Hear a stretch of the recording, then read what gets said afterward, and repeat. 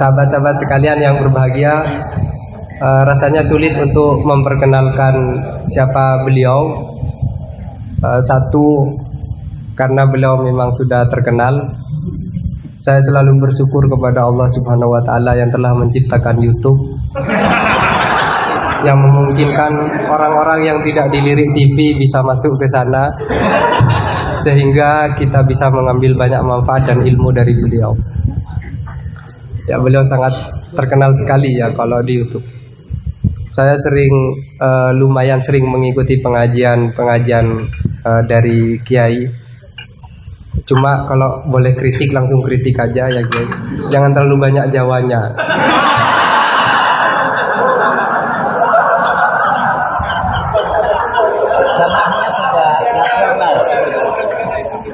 Ini negara mana?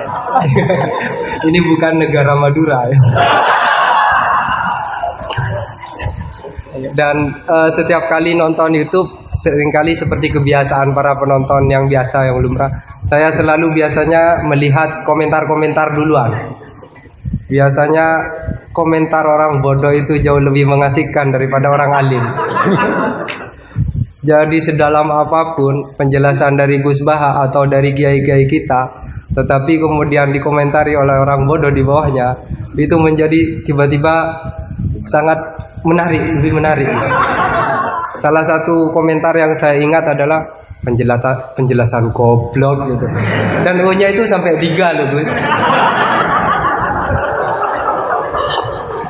Selepas kasus Gus Wafik, katakanlah kalau itu kasus ya, itu kan langsung dikasih tanda silang. Nah konon berikutnya adalah kiai yang sedang hadir kita ini. Itu sudah siap diincar, akan dikasih silang juga ya. Mudah-mudahan hafizahullah. Tapi semoga Allah selalu menjaga beliau, disehatkan terus, amin, sehingga kita bisa banyak terus berdiskusi dengan beliau. Jadi tadi di WA itu beliau katanya mau hadir di sini dan saya kebetulan ditunjuk tolong jadi moderatornya katanya. Temanya apa? Temanya fikih dan tafsir. Saya takut kembali apa tafsir dan fikih. Takut ada bedanya. Jadi tapi ngomong-ngomong Mahat Ali di sini jurusan fikih dan usul fikih. Tapi bagaimanapun saya persilahkan kepada Gus Baha untuk memilih tema suka-suka.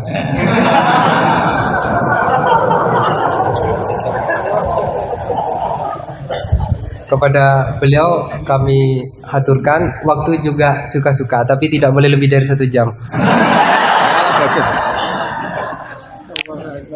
Assalamualaikum warahmatullahi wabarakatuh. Rabbi zidni ilma warzuqni fahma amin ya rabbal alamin. Allahumma shalli wa sallim ala sayyidina Maulana Muhammadin wa ala alihi wa sahbihi asma'in amma ba'du. Ini para pengatur kiai yang semoga dimaafkan Allah. Karena ngatur kiai itu dosa gitu. Jadi kalau senang kiai itu wajib, tapi kalau ngatur kiai itu dosa. Jadi semoga ini dimaafkan sama Allah.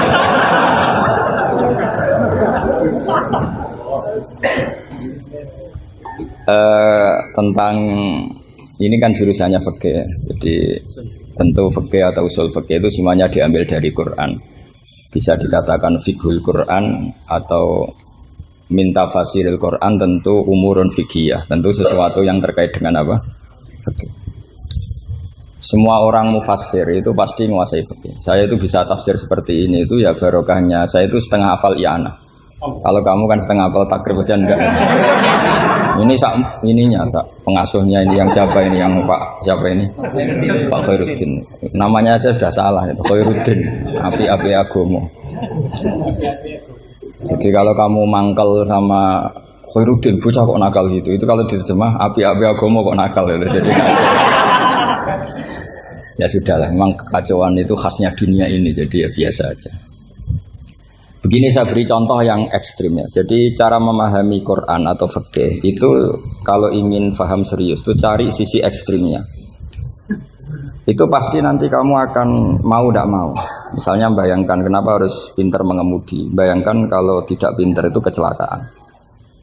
Fikih juga gitu. Kalau kita tidak tahu fikih itu bayangkan paling ekstrim, yaitu tidak dapat ridhonya Allah Subhanahu wa taala. Nah, kenapa demikian? Karena hadan nabiyyu, ini nabi adalah musyarri' atau yang punya otoritas syariat. Sehingga dengan logika itu kalau kita punya kaifiyatul ibadah, cara beribadah sing tukhalifu manhajar rasul, ya yang beda dengan apa? Manhajnya rasul, itu pasti masalah besar. Karena kita berarti musyarek baru, maka kritik terhadap kias, ini tak anggap mahatali semua. Kritik terhadap kias itu apa? Potensi sebagai apa? Musyarek.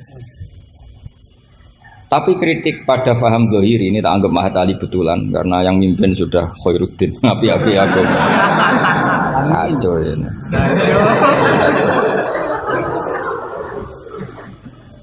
Jadi misalnya begini. Sesuatu yang sama itu kadang berdasar riwayat itu ketentuannya beda. Misalnya kalau kita pakai urutan dosa akbarul kabair, satu itu al-isyrak billah, kedua adalah qatlul mu'min, ketiga adalah az-zina.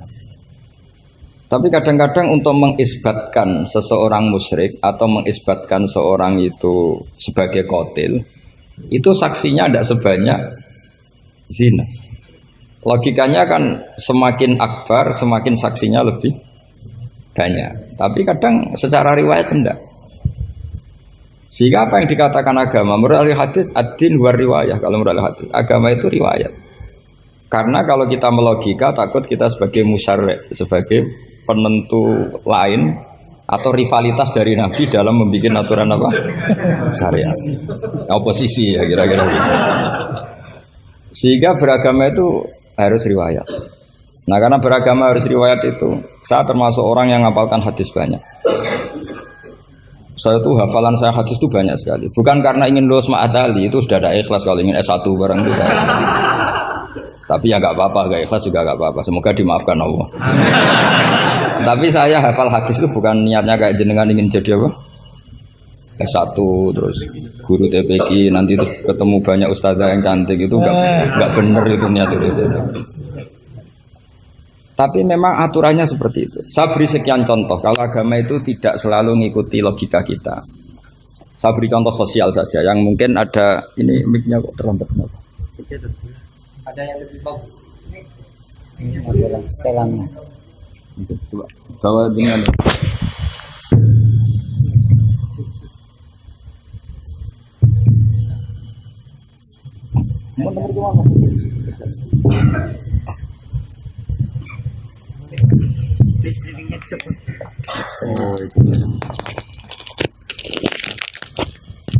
Amin Gus. ini pengatur dia. Ini ikhlas. Oh ini ikhlas katanya. Bismillah saya teruskan. Saya memberi contoh logika sosial karena ini yang paling mungkin dalam perdebatan ijtihad. Kalau ubudiyah kan kita sudah taslim ya, cara sholat pasti seperti itu. Tapi saya beri contoh sosial. Menurut Anda jujur itu baik apa enggak? Kita pasti mengatakan jujur itu baik. Tapi kebaikan jujur menurut agama itu harus berbasis halal dan haram. Begitu juga senyum, begitu juga komitmen. Itu setelah halal haram. Tadi saya sudah bilang sama Gus Hasan Sadili, akhlak itu di bawah hukum. Andai kan senyum itu ibadah, itu orang-orang nakal yang rayu lelaki hidung belang, itu semuanya tukang senyum. Kadang ustadzah sering merengut karena kurang bisyarah atau apa tidak tahu. Nah, nanti kalau senyum itu ibadah berarti mereka lebih sering ibadah karena sering senyum. Itu kalau sampean maling tidak konangan lapor ke pimpinan, mesti dianggap wah kamu bagus. Karena maling tidak konangan. Tapi ya bagus dalam konteks maling. Kamu judi kemudian kalah, kamu bayarkan sama yang menang. Kamu ya dipuji pejudi yang baik. Karena berkomitmen. Nah kita tidak pernah tahu sebetulnya kata baik itu harus berbasis syariat. Sehingga kita tidak pernah muji senyum itu baik, berkomitmen itu baik kecuali ba'da'an wa faqadzalika kullu syariat Rasulullah Shallallahu Alaihi Wasallam. Sehingga istrinya Nabi itu diajarin syariat itu beda dengan logika. Jadi kalau mbak-mbak ini yang cantik itu sering senyum sama Ustadz ini Pak Khairuddin itu haram. Karena dia pasti GR dianggap cinta. Nah, itu kesunatannya merengut. Itu secara agama kesunatannya itu merengut. Apa bahasa Maduranya merengut tuh? Saya beri contoh, tidak betapa agama itu riwayat. Ya nisa an-nabi lastunna ka ahadim minan nisa ini taqaitunna fala takhdu'na bil qawli fayatma alladhi fi qalbihi marad. Wahai para istrinya Nabi, jika kamu ngomong sama lelaki lain fala takhdu'na bil qawli, jangan terlalu sopan. Takhdu'na itu dari kata khudu. Karena kesopanan seorang perempuan cantik pada lelaki yang enggak benar itu mesti ditafsirkan yang macam-macam. Jadi kalau mbak-mbak cantik bilang, monggo Pak Ustadz Khairuddin mampir ke saya. Wah pikirannya, meskipun Ustadz itu mesti pikirannya kemana-mana. Padahal tujuannya mbak-mbak itu mau tanya bab istikhadah. Tapi ini mesti nggak Khairuddin lagi pasti. Sudah agak-agak Saruddin. Sudah otomatis.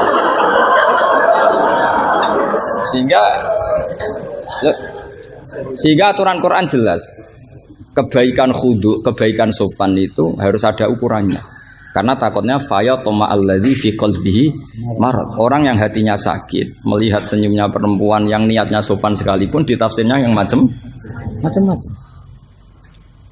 Itu juga fiqhul Quran. Makanya basis kita adalah mengenali fikih itu halal haram dulu secara riwayat. Seorang lagi secara riwayat, jangan secara akal. Kalau selalu pakai akal, mungkin kita naif. Misalnya begini, ayam yang menurut misalnya pakar kesehatan dianggap terindikasi flu burung. Sementara bekecot yang menurut mazhab Syafi'i haram, kemudian malah ditetapkan sebagai makanan bergizi. Andai kan kamu jadi mufti yang mengikuti ilmu ahli gizi atau kedokteran misalnya. Kamu mengatakan apa coba? Terus kamu sok ahli usul fikih karena Mahatali baru masih seneng-senengnya dalil al-hukmu yaduru ma'ilatihi wujudan, masih amatiran masih. Wah ini bekecot ini illatul hukmi sudah naf'u ya, memberi manfaat. Yang sementara ayam itu doror karena apa? Mengandung apa? Flu burung. Wah berarti yang bekecot halal, yang ayam haram. Kalau kamu bilang gitu kan taqabbalallahu minna minkum. Bisa dicorek dari daftar dai.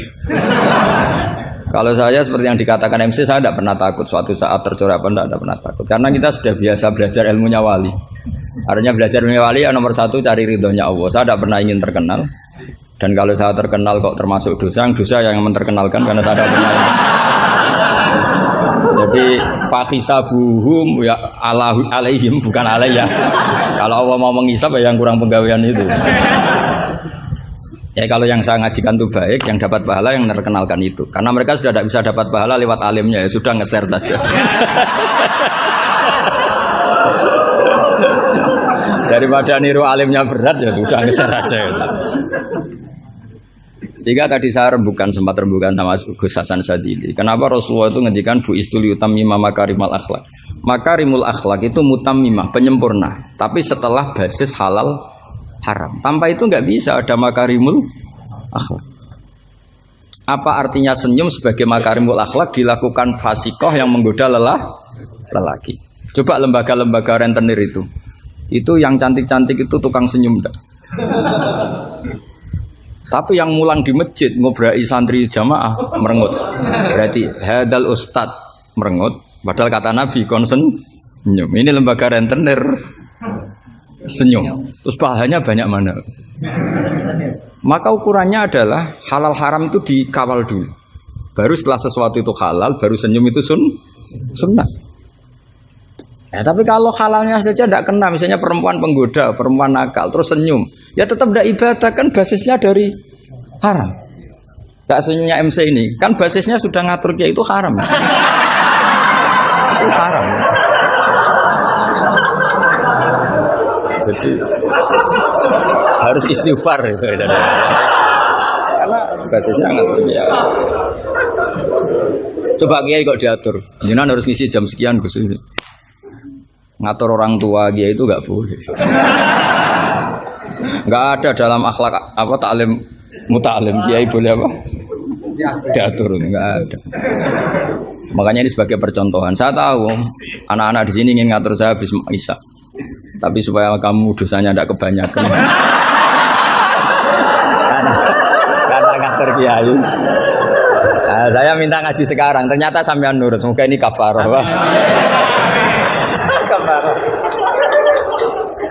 Tidak rileks saja karena khasnya ngaji santri itu rileks. Mulai dulu lama kalau ngajar tuh ya rileks. Saya masih ingat jawabannya Mbah Mun. Aku itu sering dikritik orang. Kata Mbah Mun, saya sering dikritik orang kalau ngaji itu guyon. Kamu tahu kan Syekhina Kiai Mbah Mun kalau ngaji kan sering guyon. Banyak kiai khusyuk yang kritik saya. Kiai kok kalau ngaji guyon. Kata Mbah Mun gini, yang nggak bisa guyon itu karena ilmunya pas-pasan. Jadi melihat kitab itu sudah meruntus itu, sudah grogi. Jadi nggak ada waktu untuk guyon. Jadi roh kitab, apalagi dilihat orang banyak, ilmunya kan pas-pasan. Itu pasti nervous dulu itu. Jadi justru kiai guyon itu bukti alim karena masalahnya selesai. Lo coba kalau kamu udah alim ngaji, mbok ahli guyon kayak apa bisa guyon ndak? Oh meriang ini ya jibu taya jibu ini sudah pusing. Ini ala kulli mukallafin apa mukallifin sudah pusing lagi. Lama-lama tadi faman mongko sapane wong saraka nyolong sapa man albedo ta ing anduk. Sampai muridnya bingung. Pak, saya punya anak endok. Karena ejaan Latin itu kalau tulisan pegon itu anduk sama endok itu sama. Dia bacanya albedo itu bukan endok tapi apa? Anduk. Terus kata kiainya karena agak mau kalah, kan sama, nyuri telur ya haram, nyuri anduk ya haram. karena agak mau kalah ya. Karena temanya mencuri apa? Mencuri endok sama anduk kan? Sama-sama haram. Yang repot walillahi mulkus samawati wal ardi, Allah punya langit wal ardi lan bom. Karena dia bumi, dia bacanya bom. Ketika diprotes ya sama. Langit dan bom kan ya sama milik Allah. Wah ya repot. Ada orang seperti itu. Jadi untuk mengkaji fiqhul Quran itu pastikan status halal haramnya dulu. Tanpa itu basis makarimul akhlak tidak bisa. Seperti tadi, kesunatan senyum bagi seorang perempuan itu harus berbasis halal pada orang yang halal. Kalau ndak ya tadi fala takhdu'ana bil qauli fayatma alladzi fi qalbihi. Kalau istrinya Nabi saja punya aturan nggak boleh senyum-senyum baik-baik sama lelaki yang nggak jelas-jelas begitu. Apalagi yang nggak istrinya. Itu sudah tak tafsirkan. Dia tadi mbak-mbak yang senyum pada Ustadz Khairuddin mau tanya istikhadah tapi mesti GR-nya ini. Wah, berarti seneng saya. Itu kan parah. Itu fayat ma'alladzi fi qalbihi marad. Kalau marodunya santri paling banter ingin dinikah. Kalau marodunya orang nakal kan lebih dari itu keinginannya itu. Nah makanya ngaji fikih itu harus minimal itu ya mu'in, i'anah itu setengah hafal. Kenapa saya syaratkan setengah hafal? Kata ulama-ulama, belajar ilmu itu gampang. Kata beliau-beliau itu at-ta'ahul lil torfi, ya, belajar sebagian tapi sampai ta'ahul, sampai ahli betul. Semal ihtidak bibagihi. Kemudian dari kamu ahli itu pola-polanya akan kamu ketahui. Karena ilmu itu mesti polanya sama. Ya polanya itu sama. Misalnya begini, hukumnya bohong itu apa? Tidak sama jawab, hukumnya bohong haram. Lah itu termasuk amatir sampean. Belajar usul fikihnya amatir. Keliru. Kalau kamu jawab bohong itu ada yang wajib.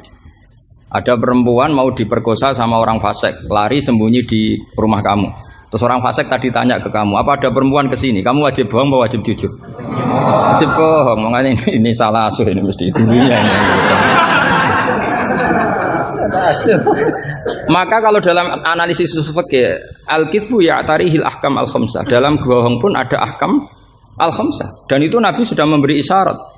Tidak termasuk bohong orang yang mendamaikan dua kelompok. Ada sekian contoh yang bohong itu enggak dihitung dosa. Makanya hadadin ini butuh riwayat. Kalau menurut logika bohong itu haram. Tapi misalnya ada seseorang fasikoh, misalnya lonte nakal, janjian sama hidung belang. Malam ini tak booking, kamu tak bayar. Itu wajib nepati apa wajib ingkar? Ayo coba. Kalau kamu bilang nepati janji itu wajib, berarti ini wajib. Maka saya bilang tadi, saya bukan sama Gus Sadeli, coba ajarkan bahwa baiknya nepati janji, baiknya senyum itu harus berbasis halal dulu. Kalau senyum yang melakukan perayu fasiko, ya jadinya haram. Nepati janji yang melakukan fasiko, ya jadinya haram karena janjian untuk melakukan perzinaan misalnya. Nah ini kamu harusnya fikihnya Mahatali harus seperti itu. Jangan nurut Pak Khairuddin, ini amatir. Masalah. Masa kenal saya baru ini sudah ngatur. Ini harus sepakat, yang ngatur kiai itu dosa. Wong guru saya aja jarang ngatur saya, kok orang lain ngatur. Itu Mbah Mun kalau nimbali saya mesti bahak takoki, nak pas nganggur kontrine. Ini ndak ngundang tanggalnya, jamnya diatur. Semoga Allah mengampuni.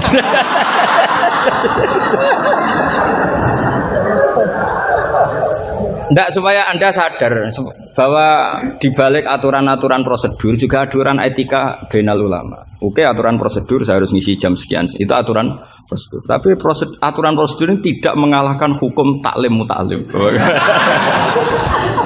Makanya semoga ngerubah jadwal ini bagian dari kafarah ya. Amin. Saya teruskan ya. Jadi fikih itu harus Anda itu harus setengah hafal. Ya minimal takrib muin. Nah, barokahnya setengah hafal ini kamu punya basis. Basis, kalau basisnya kuat nanti bisa ihtidak ila bagihi. Misalnya begini. Kalau kamu maknani qasrul sholat itu apa? Coba. Tidak, jawab saja. Meskipun amatir jawab saja. Qasrul sholat. Apa gurunya yang tanya? Nanti kalau nggak tahu malu kan. Ya kalau murid nggak bener kan pantas.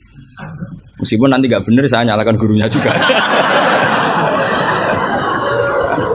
Coba jawab, qasrul sholat itu apa coba?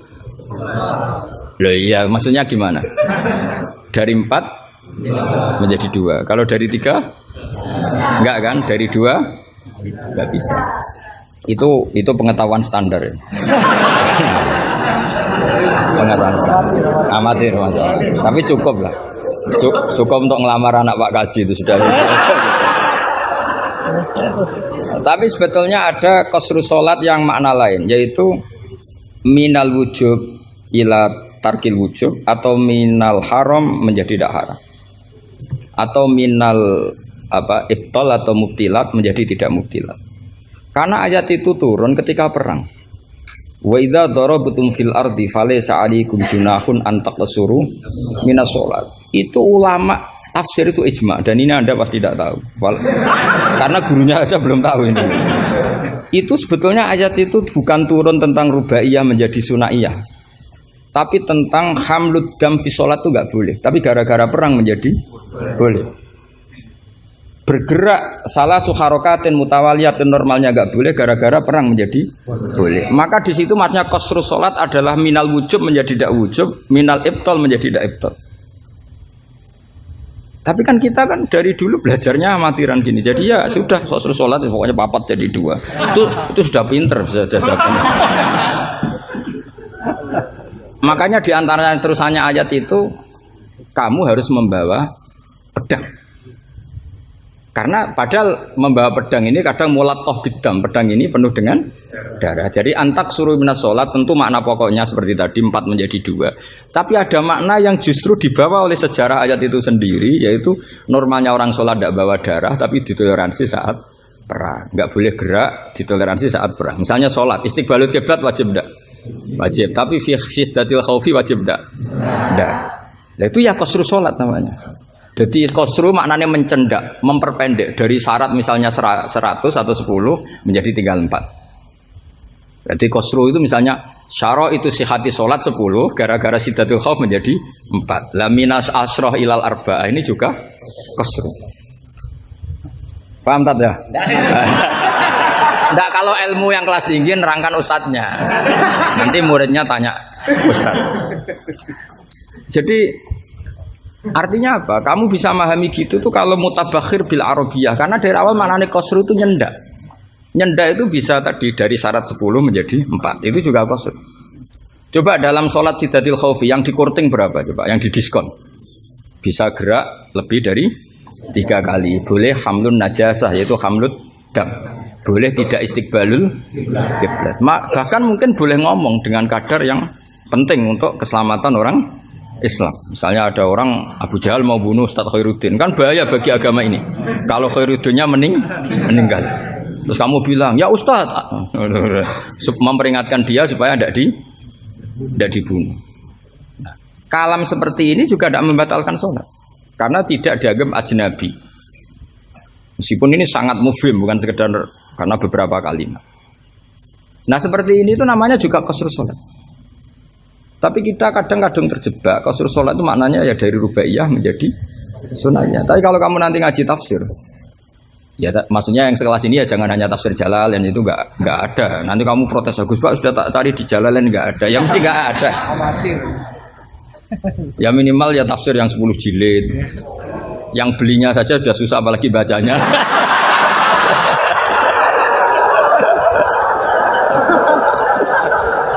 Ya kan yang belinya aja sudah susah apalagi bacanya. Tapi kan sekarang ada. Kalau pakai Maktabah Syamilah itu kitab bakhil itu namanya. Orang kok gak mau modal itu. Beli HP 3 juta mau, pas mau beli kitab hanya pakai Maktabah Syamilah. Itu berapa harganya? 20.000. Itu kriminal menurut saya itu. Untuk calon ulama itu masalah. Karena kalau tradisinya ulama kan baca kitab, ditakriri, dibandingkan, terus dimuqabalahkan. Nah kalau kutub Maktabah Syamilah mau kamu takriri gimana? Apalagi nyuwun sewu kalau ada tahrif atau apa kita ada ikut tanggung. Saya itu punya kitab Ihya itu kalau nggak 5-6 dari beberapa percetakan yang beda. Karena takut kadang tahrif. Apa? Tahrif itu potensinya begini. Makanya saya sarankan kalau Anda ingin mengkaji tafsir itu minimal i'anah itu setengah hafal. Karena dari hafal, kenapa saya milih i'anah? Karena qoribu ahdin bina, dekat sekali dengan kita. Misalnya sanad saya, misalnya saya Mbah Mun, Mbah Karim, Mbah Hashim pernah ngaji Syekh Mahfud Termas ngaji Sayyid Abi Bakar Sato, Sahibul i'anah. Kalau saya sanad dari keluarga saya, malah mbah saya kandung, itu pernah ketemu sama Sayyid Abi Bakar Sato, pernah ngaji. Kalau sanad guru memang saya harus muter sampai 5. Di Sidogiri juga sama. Mbahnya istri saya namanya Mbah Murtado sama mbahnya Mas Kamil itu pernah ngaji Sayyid Abi Bakar Sato. Sama saya tak cerita. Misalnya begini, ada kitab itu membuang la, dengarin ya, membuang la. Itu kalau Anda yang hanya belajar di Mahatali seperti ini, mungkin buang la itu aneh karena la itu kata inti, tidak itu kan kata inti. Tapi di orang Arab buang la itu biasa. Jika tafsir Jalalain selalu mengatakan la uqsimu bihadzal balad, la uqsimu biyaumil qiyamah, la zaidatun, la difonis ya zaidah. Wong la itu maknanya tidak kok dikatakan zaidah. Karena memang dalam muhawaratul Arab atau muhadatsatul Arab, mereka bilang la wawa. Orang Arab itu kalau bilang wawa itu enggak marem kalau tidak dimuqaddimai la wawa. Sehingga la difonis zaidah. Tapi problem dikatakan zaidah begini, apa betul iya? Karena kebalikannya juga ada. La itu ada tapi di lafadz tidak ada. Maksudnya di lafadz tidak tertera. Misalnya wa'alal ladzina yutiqunahu fidyatun ta'amu miskin. Coba kalau kamu maknani tanpa la, orang yang mampu puasa pun enggak maknani tanpa la. Makanya tadi mukadimah saya kan kalau ingin belajar ilmu cari sisi ekstrimnya. Misalnya kalau kamu kangkang itu jelek, bayangkan kalau untuk cah jelek, tahu-tahu anak kamu jelek banget gitu. Itu kan cari sisi ekstrimnya. Itu kan tahu-tahu anak kamu nyesal punya bapak dan ibu kamu. Karena sekali pesek keriting, bojomu ya pesek keriting, terus anakmu kayak orang Afrika. Nak lanang rapo terus wedok. Itu kan kamu ikut dosa. Karena membuat generasi yang enggak laku rabi gara-gara salah. Ikut dosa. Makanya sebetulnya kalau nuruti logika cawe wedok untuk cah lanang elek agak sunat karena nolong merubah. Agak sunat sebenarnya. Tapi bisa saja cowoknya ini yang haram karena memperburuk. Karena biasanya kalau yang sahabatnya besar itu yang jadi. Karena yang wedok cantik, yang lanang jelek kan yang semangat yang lanang. Biasanya anaknya mirip bapaknya. Nah, itu masalah kan enggak. Itu kalau menurut fikih itu logika, tapi fikih kan nggak logika juga apa? Riwayat. Saya teruskan ya. Kalau Anda tahu di fikih yang boleh fidyah itu kan az-zamin orang yang lumpuh atau as-syekh sing marot sing la yurja buruhu. Saya ulang lagi, kalau kita ngelotok fikih yang boleh bayar fidyah itu siapa? Orang yang sudah lumpuh atau syekh orang tua yang nggak mungkin sembuh lagi, maka dia dianggap nggak mampu puasa diganti fidyah. Karena ada kepastian fikih demikian sehingga ketika kita baca ayat wa 'alal ladzina yutiqunahu tetap kita baca la yutiqunahu. Kenapa kita tahu itu? Karena basis fikih kita cukup. Meskipun tidak ada la tapi basis kita mengarah ke la. Berarti yang menentukan kamu alim itu basis fikih apa basis lughat? Basis fikih. Kebetulan secara lughat disahkan. Apa bukti disahkan secara lughat? Ada kalimat biasa yang tidak ahkam syariah tapi buang la. Tawahi tafta'u tazkuru Yusuf ela tafta'u tazkuru Yusuf. Ketika Nabi Yakub sampai setengah buta, kata anak-anaknya, sudahlah bah, kamu itu terlalu selalu ingat Yusuf. Tawahi tafta'u ela tafta'u, artinya ada membuang la di dialog-dialog biasa. Kalau dalam dialog biasa bisa dibuang, maka dalam hukum juga bisa dibuang. Kayak wa 'alal ladzina yutiqunahu fidyatun ta'am miskin ela yutiqunahu. Ada lagi contoh yang mesti membuang lah. Ini mujma'alah pasti. Maksudnya secara makna pasti mujma'alah. Mungkin ada yang mengkaji fiqhul Quran. Ada ayat di bab kalalah itu yastaftuna qulillahu yuftikum fil kalalah ini mruun halaka laisa lahu waladu wa lahu ukhtun falaha nisuma tarok sampai saat terusnya terus ditutup apa? Yubayyinu wallahu lakum an tadillu. Coba maknani tampallah. Oh, sesat semua. Cara sekretaris tadi sudah di X semua. Coba kalau makna ditambah lah. Yubayinu nerangaken sapa Allah memberi penjelasan antandilu supaya kamu sesat. Betapa bodohnya kita. Itu jelas menyimpan la dan mujma'alah, enggak mungkin kamu maknani tambah la. Karena kalau tambah la maknanya Allah memberi penjelasan agar kamu sesat. Itu mbok guru paling goblok pun tidak akan segoblok itu gitu. Akhirnya tafsir Jalalain ya urun, biasanya urun itu urun rembung, an sama ta terus dikasih la ya, biasanya tafsir Jalalain kan gitu. An terus dipotong ditambahi la. La ini di luar kurung karena enggak Quran, yang dalam kurung Qurannya terus la itu urunnya Imam Suyuti atau tafsir Jalalain. Pasti maknanya musma'aleh membuang la. Nah, kalau ada yang tidak membuang la pasti punya solusi lain yang maknanya sama. Misalnya gini. Kalau kamu belajar nahwu, saya ulang lagi, kalau kamu belajar nahwu, alfiyah lah. Saya tuh alfiyah juga, sarahnya itu setengah hafal, karena saya butuh paham. Ya, butuh paham. Kamu milih mana, buang la sama buang mudhof, populer mana di nahwu? Ulama nahwu ada yang milih lebih populer buang mudhof. Misalnya, was'alil qaryah, was'al ahlal qaryah. Ya, misalnya gitu. Nah makanya ulama daripada buang la itu gak pati lughatun ma'rufah, gak pati begitu dikenal, milih buang mudhof. Artinya terus bilang gini, yubayyinu wa lakum karohiyata antadillu. Allah memberi penjelasan karena Allah tidak suka kalau kamu sesat. Terus karohiyah dibuang. Nah ini kan urusan makna, urusan pilihan lughat, tapi semuanya sepakat maknanya harus seperti itu.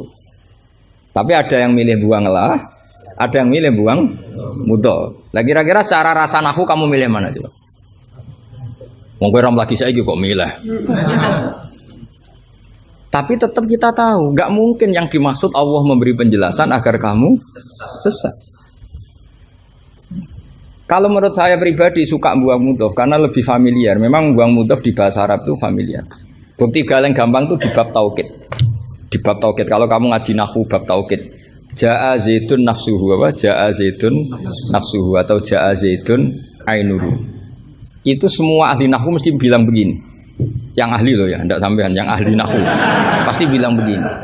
Taukid itu dipentingkan untuk memastikan hadal kalam la yahtamilu mudhofan. Bahwa kalam ini tidak terjadi pembuangan mudhof. Karena kalau dalam bahasa Arab ja'a zaitun bisa saja ja'a gulamu zaidin atau katibu zaidin atau tilmizu zaidin. Sampai butuh taukid itu saking seringnya di bahasa Arab itu ada buang mudhof, sehingga orang Arab kalau ingin memastikan Zaid sendiri yang datang harus ngomong ja'a zaitun nafsuhu. Karena kalau zaitun saja bisa artinya katibu zaidin atau gulamu zaidin. Berarti buang mudhof populer enggak? Populer sekali sampai ada bab tauhid untuk menghilangkan kemungkinan itu. Saking seringnya, apa? Saking sering. Itu kalau kangkang sedang gaya itu kan wah saya rabi keluarga Ki Astad. Baru tanya keluarga yang mana, ponakanya apa cucunya? Enggak, candalem enggak. Karena gue gaya-gayanan kan harus ngomong seperti itu. Nah, sehingga dalam level ekstrim ilmu kalam atau ilmu tauhid, saya ulang lagi, saya mukadimahnya tetap sama ya. Cari sisi ekstrim dalam mengkaji satu ilmu, ya cari sisi ekstrim. Misalnya kalau kita ada buang mudhof, kamu bisa nggak maknani ini secara ilmu kalam atau ilmu tauhid? Wajah rabbuka wal malaku soffan. Coba maknani tanpa buang mudhof.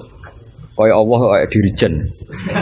Wajah alan teko sapa rabbuka pangeran sira wal malaikatu lan wal malaku lan malaikat oleh teko soffan hale baris-baris. Jadi sok kiamat itu Allah berbaris. Kriminal enggak kalau dalam ilmu tauhid seperti itu?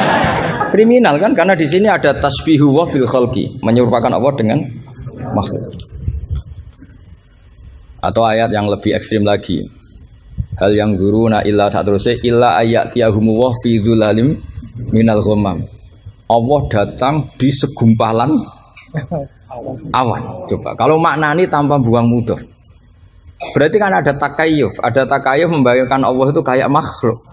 Jadi bayangkan kiamat Allah baris di depan sebagai pimpinan garis, terus malaikat di wong ayat terus dalile qala ta'ala wa ja'a rabbuka wal malaku iku salah maknane tak goblok wonge kan gitu mesti orang itu. Sehingga mau ndak mau kita takwil. Rabbuka di sini rasulu rabbik. Sama lihat di tafsir ahli sunnah wal jamaah. Rabbuka rasulu rabbik atau amru rabbik. Saat itu datang perintah Tuhanmu yang mengharuskan para malaikat berbaris.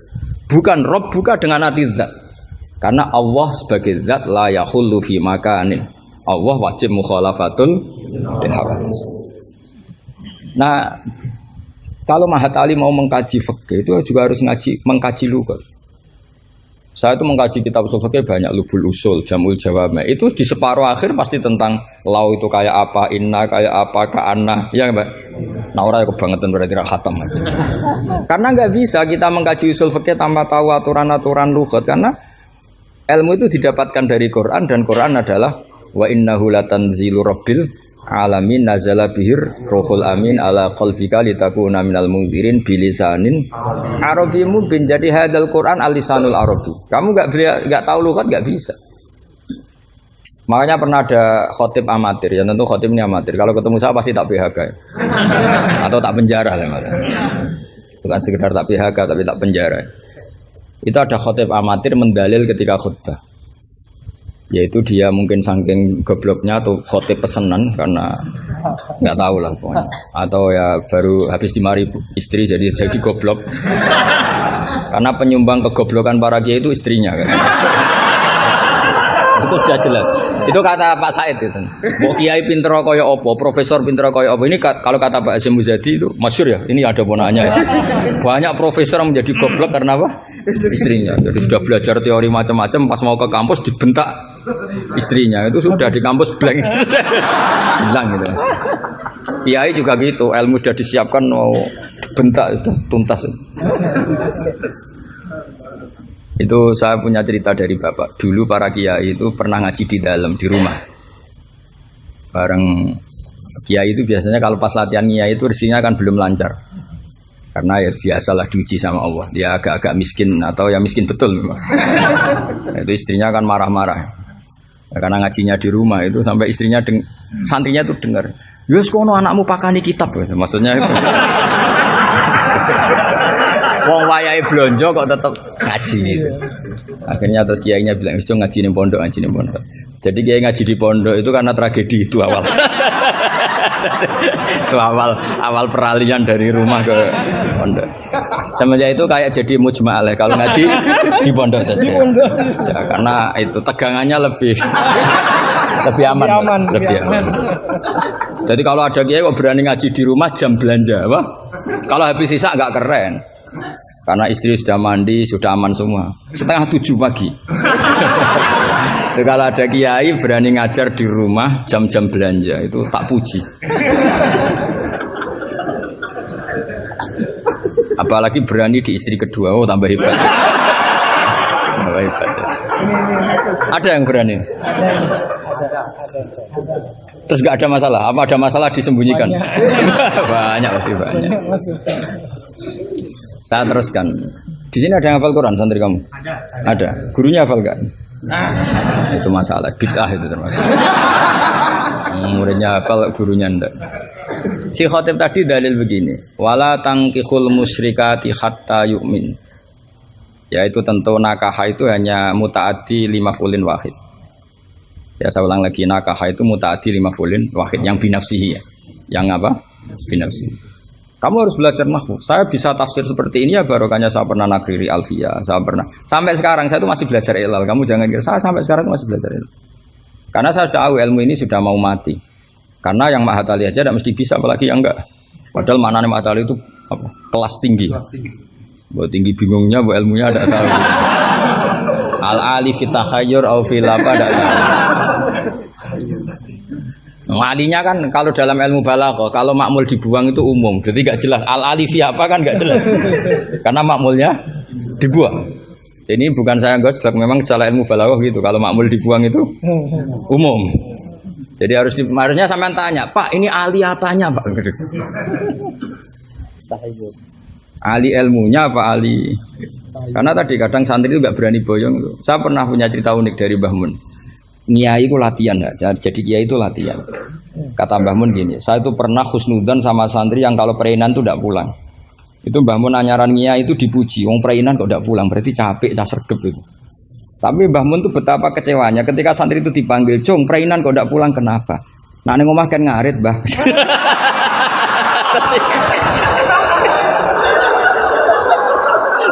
Jadi artinya Mbah Mun tuh kecewa karena husnudzannya itu enggak tembus gitu. Nah, bisa saja sampai meneruskan Mahat Ali itu bukan karena nyari ilmu, ning omahe wopo gitu. Jadi husnudzon itu ya kalau keterusan itu ya jadi goblok gitu.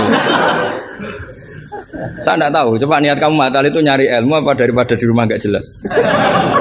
Enggak usah dijawab, itu sudah kita sudah dijawab.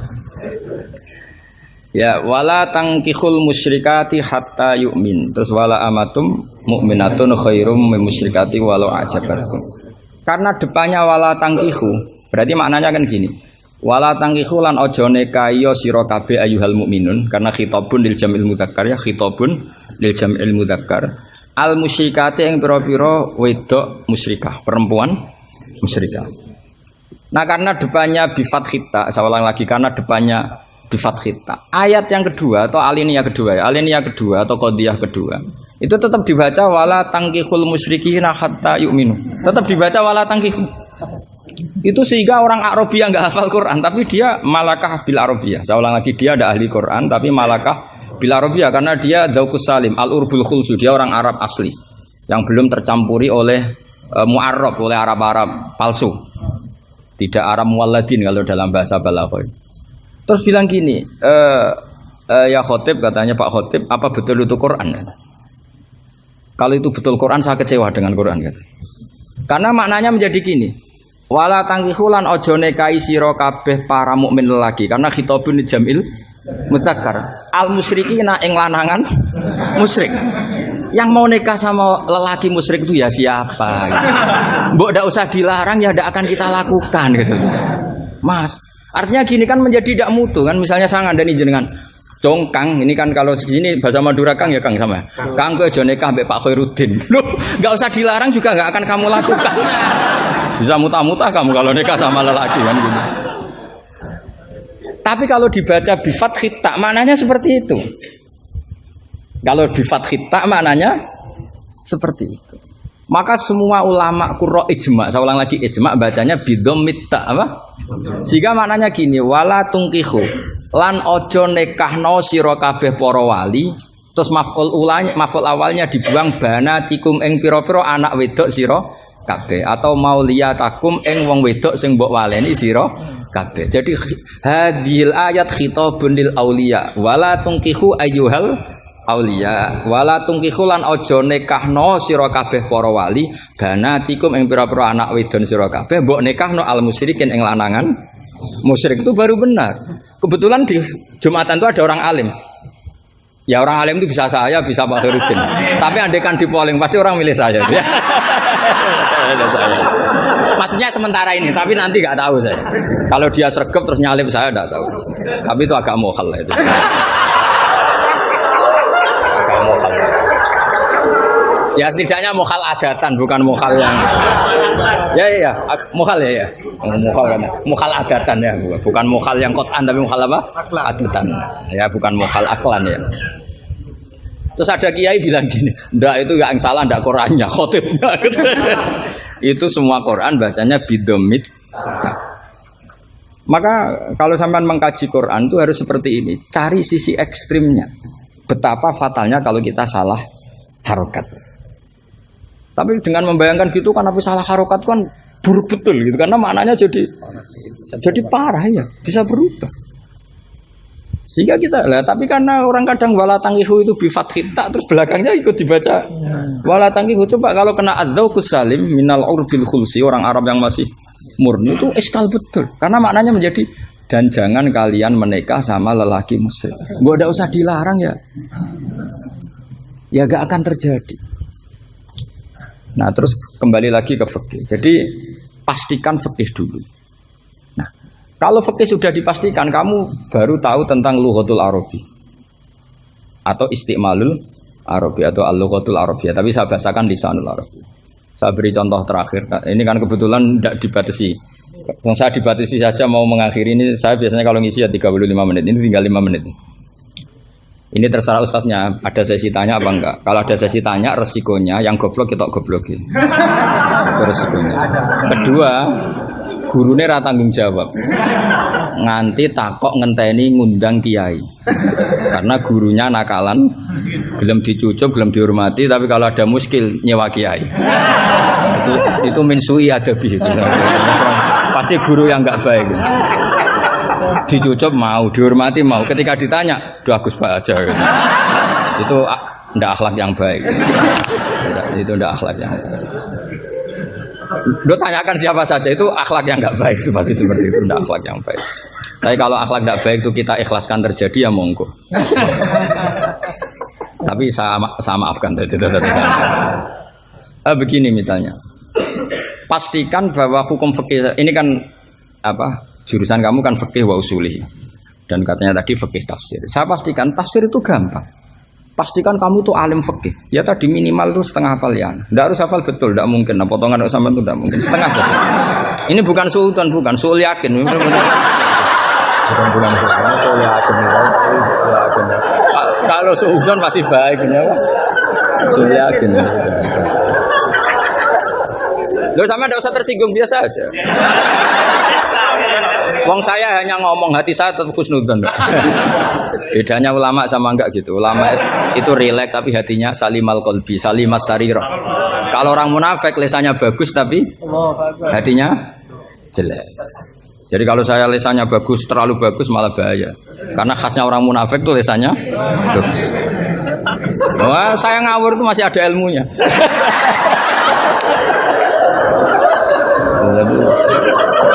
Saya ngawur sama kamu tidak ngawur itu masih benar saya ngawur. Karena ngawur pun ada apa? Ada ilmu. Itu dulu Rasulullah itu kalau sedang sumpek itu yang sekelilingnya nyari sahabat yang setengah ngawur-ngawur itu. Karena Abu Bakar itu terlalu sopan untuk bisa bikin Rasulullah tertawa. Umar ya gitu. Makanya ketika Rasulullah sumpek itu hazin itu kelihatan sumya karena yang dipikir banyak tentu Rasulullah termasuk mikir sampean. Ngelebano swarga sampean yo angel. Karena kuota amalnya tidak cukup. Sampai Rasulullah nangis-nangis minta hak syafaat. Kalau Nabi mikir diri sendiri sudah selesai mulai dulu. Langsung masuk surga di depan. Yang agak ribet kan karena mikir nyafaati sampean-sampean ini.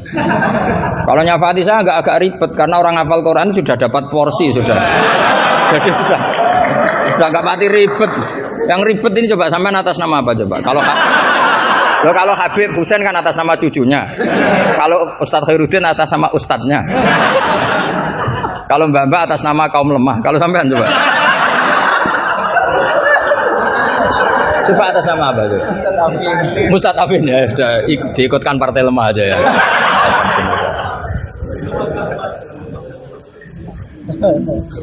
Saya teruskan ya. Pastikan hukum itu secara fikih. Apa? Kalau secara fikih kamu sudah hafal, nanti menakwil Quran, takwil itu bisa maknanya tafsir, bisa maknanya tahmil. Nanti saya jelaskan. Itu pasti gampang. Misalnya begini. Muharramatun nikah itu ada berapa coba? Kan ada 7 yang bin nasab. Ya muharramat itu kan ada 3 sebenarnya. Muharramat bin nasab jumlahnya berapa? 7. Ada muharramat bir rodok jumlahnya juga 7. Ada muharramat bil musoharoh karena bisanan. Ya karena apa?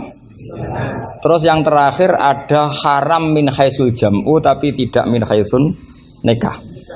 Ya haram min haitsul jam'u tapi tidak haram min haitsun nikah. Kayak kamu nikah mbaknya otomatis nggak boleh nikahi adiknya selagi masih sah dengan mbaknya. Makanya nunggu mbaknya mati jadi urutannya. Itu kalau mbaknya mati betul nggak tahu saya itu. Semoga nggak karena apa-apa takdir. Tapi kalau adiknya cantik, mbaknya jelek kok mati dulu. Itu kasat reserse bisa nyelidiki itu. Ya itu ya kita pastikan begitu dulu. Ya itu pastikan. Sehingga kamu hafal muharramat bin nasab kalau menurut bahasa Arab itu ada 7. Yaitu siapa? Ummahatukum khurimat alaikum ummahatukum wa banatukum wa akhwatukum wa ammatukum wa kholatukum wa banatul akhi. Jadi kalau orang Arab bilang itu 7, tapi kalau orang Jawa cukup 4 apa? 4 karena orang Jawa hanya ngitung ibu, putri, saudara, bulik hanya 4. Karena orang Jawa bulik dari bapak atau ibu namanya juga bulik. Kalau orang Arab bilang dari bapak ammah, dari ibu khola, maka menjadi 5. Orang Jawa hanya bilang keponakan, apa? Keponakan. Orang Arab bilang banatul akhi, banatul ukhti. Jadi kalau orang Jawa bilang lebih simpel karena ammah sama ya karena sama ammah sama khola dihitung 1 ya kan? Bule, ponakan dihitung 1. Sementara di Arab dihitung 2. Terus rodok, terus tadi musoharoh. Terus min haitsul jam'u. Kita ketika ngaji takrib jam'u itu diteruskan. Tidak sah menjam'u baina mahromaini. Tidak diredaksikan bainal ukhtaini tapi baina mahromaini. Tidak boleh menikahi perempuan yang ada hubungan mahram. Pengandaiannya gimana? Imro'atani sing law furidot ikhdahuma dzakaron tidak boleh nikah. Jadi yang dikatakan 2 mahram apa? 2 perempuan yang andekan salah satunya lelaki tetap haram nikah. Berarti misalnya apa? Mbak sama adik, andekan salah satu lelaki kan nggak boleh nikah. Keponakan sama bule, andekan sang satu lelaki kan nggak boleh nikah. Perempuan dengan mbahnya, andekan salah satu lelaki kan nggak boleh nikah. Nah, tapi Quran hanya ngendikan wa antasma'u bainal ukhtaini illa ma qad salam. Tidak boleh mengumpulkan 2 saudara. Andaikan Anda terjebak tekstualistik, maka Anda hanya mengharamkan jam'u bainal ukhtain. Dan itu bahaya betul secara fikih, kriminal besar. Karena kamu berarti menghalalkan orang menikahi perempuan berbarengan dengan bulenya. Kadang kan bulenya juga masih cantik. Iya, atau misalnya yang kamu nikahi umur 17, 18, bulenya umur 30. Terus cantik bulenya. Terus bulenya sekalian gitu.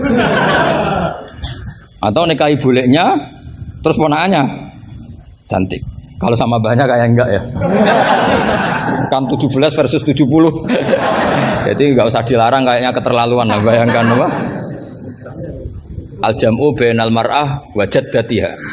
Itu nunggu kelainan maksudnya itu. Nah, pertanyaannya begini. Kalau Anda tidak mahir bil fikhi, saya ulang lagi, Anda tidak mahir bil fikhi, maka ayat wa antasma'u bainal ukhtain termasuk ayat muskilah. Atau Anda tidak mahir bil fikih, bahkan Anda ifta secara menyesatkan. Yang haram itu jam'u bainal ukhtain karena itu yang mansus di Quran. Kalau bainal mar'ah wa ammatiyah enggak ada di Quran, wa kholatiyah enggak ada. Itu sesat dan itu wajib diboyong kalau pondok sini. Wajib diboyong dan harus enggak dapat tiket ke surga itu. Kecuali tobat ya tentu kecuali itu. Maka ajaran kita enggak boleh orang terjebak tekstualistik, harus ada ilmu usul fikih. Nah, barokahnya kamu hafal fikih tadi, maka ayat wa antasma'u bainal ukhtain kamu fikih ini min itlaqil ba'di wa iradatil kul. Jadi ketika Allah mengatakan ukhtain adalah melafatkan ba'dun min afrodil muharramat tapi wa iradatil kul. Jadi ukhtan bukan dengan makna dua bersaudara, tapi fardun min afrodil jam'i bainal muharraman. Dong ya. Ya sudah. Jadi coba artinya kamu bisa maknani itu karena kemahiran dalam fikih sehingga tidak terjebak bainal ukhtan. Makanya zaman Nabi Sugeng itu sudah menambahkan wala bainal mar'ati wa ammatiha wala bainal mar'ati wa khalatiha. Tapi Nabi memang enggak menambahkan wajadatiha. Karena Nabi tadi itu tahulah kalau itu hanya orang enggak waras yang bayangkan. Kan enggak usah dilarang juga pasti orang enggak akan melakukan itu lah. Kan misalnya yang kamu nikah kan rata-rata umur 20, mbahnya umur berapa coba? Ya sudah 70 kan. Enggak usah dilarang juga agak kebayang kan. Ya nunggu gak waras dulu kalau sampai kepikiran nikah ibahnya juga itu. Dan mukallaf ini katanya. Nah, jadi saya ulang lagi ya, kalau kamu ingin mengkaji apa? Tafsir ya, pastikan fikih itu ngelotok andori kolbi. Sehingga lafat-lafat yang meskipun muhim itu memberi salah cipta. Cara kiye mekanisme apa kalau muhim? Kiye Jawa maknane muhimun, lafat sing maringi salah cipta. Lafat yang zahirnya itu memberi salah paham. Muhim itu dulu. Ya kayak tadi loh, wa antas ma'um bainal ukhtain kan hadil ayat tuhimu seakan-akan yang haram itu hanya jam'u bainal ukhtain. Itu apa kalau bahasa Madura? Apa? Itu bahasa Indonesia, enggak bahasa. Itu bangsa Indonesia, ada bangsa Madura yang menurut bangsa Madura. Kalau tadi makna bangsa Indonesia bukan. Pokoknya seperti itu. Jadi kepastian, makanya menurut saya tradisi guru-guru kita ya mulai Mbah As'ad, mulai sekarang ada Gus Azaim, mulai dulu ada semuanya lah, ada Gus Fawaid. Tradisi guru kita ini sudah benar.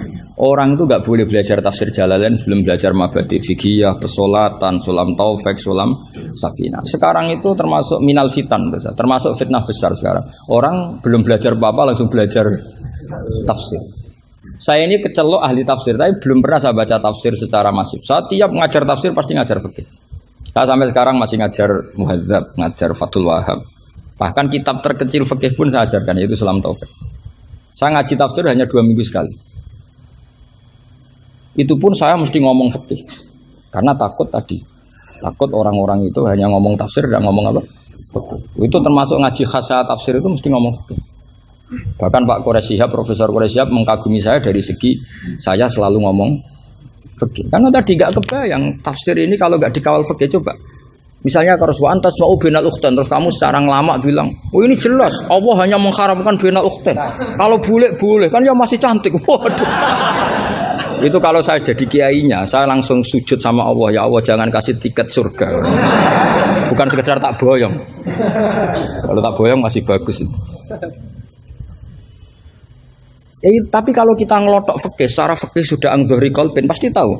Hadil ayat ini cara balaghah min itlaqil ba'di wa iradatil kul. Jadi ketika Allah menyebut bainal ukhtain mewakili makna bainal mahramin. Apa? Bainal mahramin. Itu kan sama seperti Nabi ketika tawaf cung yo ning Hajar Aswad. Manane ya semua Ka'bah. Ora kok kowe mau bengi Hajar apa? Hajar Aswad. Itu biasa dalam bahasa Arab seperti itu. Sama seperti Nabi, orang baik adalah yang memegangi anak yatim, ngelus-ngelus kepala anak yatim. Kayak ngelus-ngelus tok bisa wong akeh. Maksudnya ngelus-ngelus itu bukti tarohum, apa? Sayang lah, sayang itu dibuktikan dengan memberi kebutuhannya. Jadi ngelus-ngelus itu ya sambil ngasih 50.000 atau ngelus-ngelus tok ya repot. Iki kiai aneh cah yatim dikumpul kok. Dilus-lus tok karena hadisnya mau masyru' sil yatim. Ya ada seperti itu. Masru ibaratun anit tarohum. Wa tarohum ya ummu min ayakuna infaqon aw ghairu infaq. Ya harus seperti itu mau ndak mau. Kan makanya terus di pondok-pondok diajarkan balaghah. Kalau enggak diajarkan balaghah repot. Coba kalau kamu enggak ngaji balaghah. Ayat ini maknanya arah kamu masuk neraka, tak jamin masuk neraka. Nanti tak pesankan Imam siapa? Malaikat Malik ya, bagian ngurusin neraka. Tak suruh mendaftar di depan gitu kan. Coba kamu maknani tanpa balaghah. Yukhadi'una wa huwa khadi'uhum coba. Yukhadi'una bodoni sapa wong akeh Allah ing apa. Wa huwa lan utai Allah yukhadi'u bodoni mereka ya coba. Wah, tadi mereka menipu Allah apa balas? Kan kacau kan. seperti itu ulama balaghah sepakat ini mimbabil musyakalah apa mimbabil musyakalah karena mereka menipu Allah maka musyakalahnya dikatakan wahwa khadihum tapi dengan makna yang berbeda. Jadi maknanya wahwa Allah khadihum yang membalas tipuan mereka. Padahal kata membalas itu udah ada di situ. Tapi kalau kamu maknani khadihum dan Allah menipu mereka berarti kamu nyifati Allah sebagai itu kafir berat itu. Bukan kafir ringan itu. Nah makanya kalau kamu mau belajar balaghah cari sesi ekstrimnya. Betapa bahayanya kalau tidak belajar balaghah maka wa khadihum kamu akan salah makna. Juga begitu juga di wa antasma'u bainal. Jadi kembali ke depan bahwa kita kalau mau mengkaji ilmu itu cari sisi ekstrimnya. Supaya kamu tahu betapa bahayanya kalau tidak menguasai ilmu itu. Pasti apa fasuilu fa'aftu bi ghairi ilmin fadallu wa. Ya sekian assalamualaikum warahmatullahi wabarakatuh.